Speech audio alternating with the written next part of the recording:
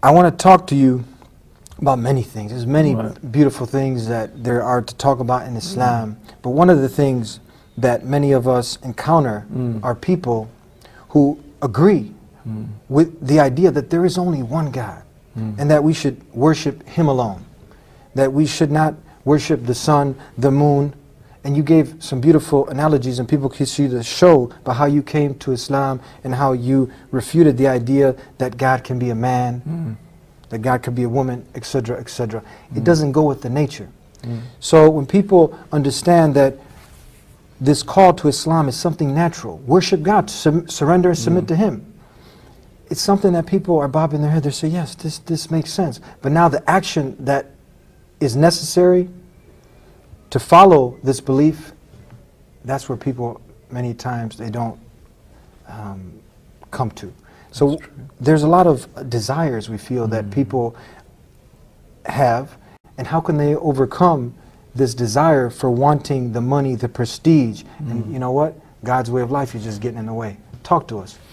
That, Eddie, that's certainly the truth. I don't think that the main obstacle between people and Islam is their failure to understand intellectually that Islam is the truth. Yeah. I mean, I think once you examine, when you actually take time to read the Quran, when you actually take a bit of time to read about the life of the Prophet Muhammad, you know, an authentic life history of the Prophet written by, you know, people who believe in Muhammad, you know, not people who are, what I'm saying is, when you actually find out what Islam is about for yourself, rather than relying upon your preacher or the newspaper or some, you know, trashy news station, right, who can't even tell an accurate story about anything, right? You know, if you rely on those sort of people about your information for Islam, that's not where you get it from. But if you really study it, I think you'll know that it's the truth. So I don't think the issue, as you mentioned, it's in our nature, it's natural, it makes so much sense. So what is getting in the way? What's getting in the way is our desires. That's what's getting in the way, it's our desires. It's like, okay, if I become a Muslim, then I have to stop this, I have to stop that, I have to do this, I have to do that, I have to change my life. And that's the real issue. And, you know, part of the problem is that, first of all, as Christians, we were brought up to think that salvation is a bit like instant coffee, or, you know, it's just there, you just believe in Jesus, He takes all your sins. You know, well, isn't that fantastic, right? You do anything you like because Jesus has died for your sins, and I can live anywhere I like because the price has been paid. You know, now, it seems convenient. It's easy. It is convenient, and really, if you're honest, it just doesn't make any sense. You know, nothing works in life like that. And why should it work with religion? You know. No, it's desires, Eddie. You know, and you see, the thing is, my bro, is that, you know, most desires, you know, in Islam, the word for desires in Islam is nafs. Nafs. Yeah. It's interesting that the nafs is actually, at its very root, it's very basic. The nafs are actually essential for our survival. They're the things that drive us to eat, to drink, to procreate, to protect ourselves. So the feeling of hunger, that's from our nafs. The feeling of thirst is from our nafs. You know, the sexual desires is from our nafs. Even anger, you know, anger is there. It's essential to protect yourself from dangerous things, right? That's you get the adrenaline, and all of that is natural in order to protect yourself. And either the nafs are going to do one of, you know, there's one of two things. Either it drives you towards something that is pleasurable, right? Or it takes you away from something that is harmful. So that's the two directions, you know, like obviously in the case of procreation, sexual desire, that's something pleasurable. That drives you in a certain direction, right? But anger drives you away from something that you're, you know, I mean, anyway, this is something, anyway, modern psychologists acknowledge that these things are going on in the human being. And this is what Islam talked about 1,400 years ago, about the nafs. So the problem is not really the nafs itself. The problem is when we go beyond the bounds. When we go beyond the bounds. When that hunger turns into gluttony, right? When that love or that desire turns into lust. When that need to collect something to see us through the winter makes us miserly and hoarding, makes us hoard. So basically our basic problems is not the nafs itself, but it's controlling our desires. So the real issue here is being in control of yourself, having self-control, having self-discipline, right? Having control of what's going on inside you. Yeah. Now the real problem, Ed, is that we live at the Western society today, unlike almost any other civilization. If you look in the history of civilization, Chinese civilization, the Roman civilization, ancient civilizations, the ancient Greeks, all of them considered the controlling of your desires and your passions and being in control of yourself as a goal that is worthy of being pursued, right? And it's something that is almost the opposite in the Western world today. In the West today, it is really almost the opposite. It's all just about just do it, enjoy yourself, go for it, go get it. You know, everything is satisfy, you know, just enjoy yourself and satisfy your desires. And a person who has, you know, like self-control and self-discipline, especially emotional control and emotional self-discipline, is almost looked upon as someone like strange and, you know, what's wrong with you? You know, like just hang loose and be, you know, chill out. And this is really, this is not a good way to be, right? And I mean, this is not just Islam saying, this is, you know, this is actually something fundamentally flawed about the way society is right now, okay?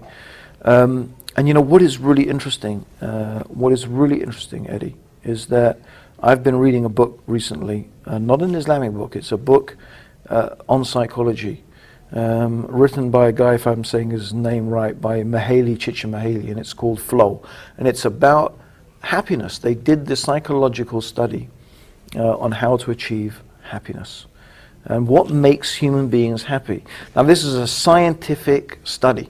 This is not anecdotal. They did a long-term scientific study with different people from different sections of society, all over the world, different languages, and they've discovered something that is obvious but at the same time remarkable. What did they discover?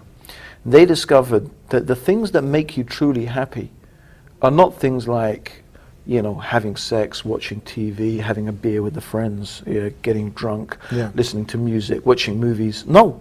They found that when people were doing those things, they did not report high levels of happiness. People actually, they found, were most happy when they were struggling, and sometimes on the very limit of their ability. In fact, the more it was on the limit of their ability, the more happiness and satisfaction they reported. As long as they were struggling and they could achieve something that made them feel they were doing something worthwhile. And I put this to a girl the other day who I was talking to about Islam. And she basically confessed to me. She said, look, the things that worry me, it's not that I don't know Islam is the truth. It's like, I can't get drunk with my friends, and I can't do this, and I can't. And I just took that example, getting drunk. I said, let me ask you a question, right? When you've had a, you know, we call it in England a piss up, right? You know, right? You had a piss up on the town, right? And you let me ask you a question. At the end of that night, do you feel I've really achieved something now as a human being? I've contributed to the welfare of humanity? I mean, she laughed, right? But I said, no, seriously. Because at the end of the day, you don't feel that you've done something worthwhile as a human being. You are not going to feel better about yourself. And how can you describe that as happiness? The ultimate end of it is misery, right? And so this is the thing, right? This is the thing about controlling your desires. When you control yourself, you control your emotions, you control your desires, you have control of yourself. This, you know, you are struggling, and sometimes it is hard, and sometimes it is difficult. But what have you achieved? You know that you have achieved something worthwhile. You've achieved a noble and important objective, right? Yeah, and I think that therefore in the context of embracing Islam, I'm not going to sit here pretending that it's all going to be easy, right? But I tell you something I will absolutely guarantee. It will be the most satisfying and happy thing that you ever do in your life, because it will bring you true happiness, true satisfaction. Now, people are sacrificing each and every day. Even the model, she's fasting to keep that lean figure, isn't she? Beautiful example. She's getting up at a certain time, getting to bed at a certain, so she don't get the wrinkles. That's right. So somebody's dictating her life. Or a person who wants to achieve that degree. Right. that person is in the study circles. Right. He's sacrificing the weekend parties, but they're sacrificing for worldly things. Yeah.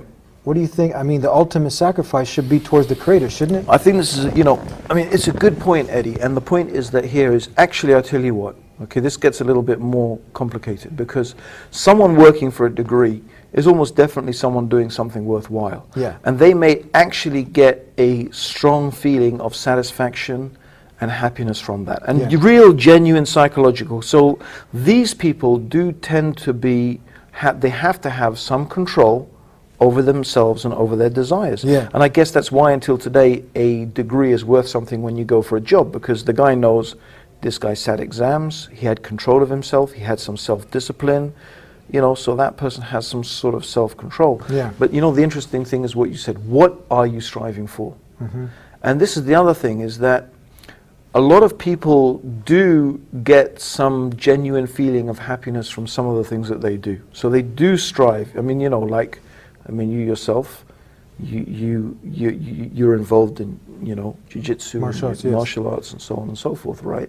So I'm sure that before you were Muslim, you can relate to that experience. A lot of sacrifice, a lot of discipline, yes. And there's a huge feeling of satisfaction out of that, yes, right? Absolutely, there is, right? Yes. But still, there was something missing in your life, absolutely, right? Yes. And what was missing in your life is putting what you did into the context of the bigger picture, right? The bigger picture. And this is what they call in psychological terms, okay? They call it, ontological anxiety, which basically means that it basically is, what am I here for? What's the purpose of my life, right? What does what I'm doing fit into the bigger picture, the bigger questions of why and how? And this is the thing, in the reality, you can get your nice house, and you can have your nice car, and you can have your, 2.5 kids, and all the other things that you, whatever, right? But everyone out there knows that there's still something missing in their life, right? And I just want to give you one example, Ed, because, and I'm going back to this book, that it's really interesting. In this book, this guy is talking about that, what you can do is you can string together enough of these experiences to give your life the semblance of happiness. And what's amazing is, these are the things I was thinking about 20 years ago when I first became Muslim, right? I looked at my mum and dad. My dad is a person who, I guess, a bit, he's a very sporty person, a lot of sporting activity in his life. I remember when he was, I think he was 65 or 64, he learned to windsurf at 64. Learned to windsurf, and he was good at it. I mean, that's some serious athleticism. Yeah. But he's 87 now, right? And may Allah guide him. He's losing the use of his legs. Now everything that he took satisfaction from in his life has gone. Yeah. Right? He can't do these physical activities anymore. He can't read because he's gone blind in one eye. He used to love reading, right? So, all the things that he used to get this happiness from have left him. And what has he got? That all those things that he invested his time, even the beautiful house he's got, he can hardly walk up and down the stairs, right?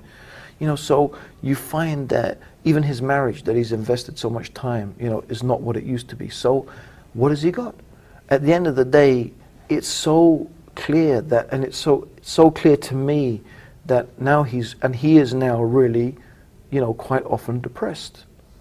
And this is the thing that everyone needs to think about, is that, okay, you've got your dream home and you've got your dream car, but you're going to get old, right? And things are going to happen to you in your life. And then what? And then what have you got? So at the end of the day, it's an empty dream, Ed. Yeah. It's an empty dream that has no real foundation. At the end of the day, we are going to die, and we're going to meet our Lord, and we're going to meet our Creator, and He is going to judge us, right?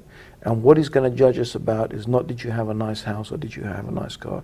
He's going to ask us about what we did in our life, right? What good things did we do? Did we worship Him? Did we believe in Him? Did we follow His guidance? What did we sacrifice in order to help others? And I just want to say, there's another thing I want to say. It's something I always ask people to think about. Think about the things that have given you the most satisfaction in your life. And I will almost guarantee, right, that the things that have given you most satisfaction are the selfless acts of sacrifice you did to help another human being or help another creature, right? Yeah. And those are the things that will stay with you, Yeah. right? Even, you know, if you got a gold medal in, you know, judo in the Olympics, right? But believe me, the thing that you did to help another human being, some act of kindness that you did, some good deed that you did to help others, that is the thing that will stay with you, right? Because it is something that is really, truly something beneficial, right? And so this is what Islam is telling. Islam is telling us to be good people. Islam is telling us to fill our life with good deeds. Because that is what God is going to weigh up for us on the Day of Judgment. It's simple. That submission, that obedience sincerely to the one God that created Jesus, Moses, the sun, the moon, everything in this universe, that's the one who can give us peace. It's true. And that's summed up with one word, Islam.